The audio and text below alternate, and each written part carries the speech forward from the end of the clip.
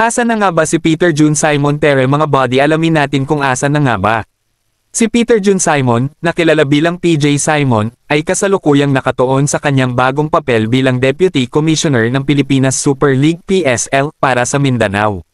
Matapos ang kanyang matagumpay na karera sa Philippine Basketball Association (PBA) kung saan siya ay naglaro ng 17 seasons kasama ang Magnolia Hotshots, nagretiro siya noong 2020.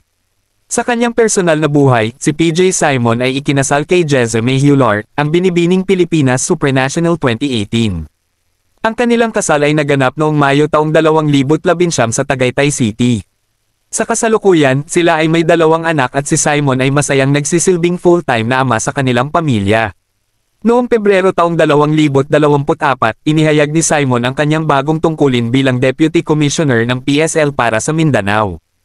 Ayon sa kanya, ito ay isang pagkakataon upang makapagbigay pabalik sa kanyang komunidad at makatulong sa pag-unlad ng basketball sa rehiyon. Ang PSL Mindanao ay magtatampok ng mga kategoryang 15 under, 17 under, at 19 na under, at inaasahang magsisimula ang mga qualifying tournament sa Abril. Sa kabuuan, si PJ Simon ngayon ay hindi lamang isang dating basketball player kundi isa ring aktibong leader at tagapagtaguyod ng sports development sa Mindanao habang pinapangalagaan ang kanyang pamilya.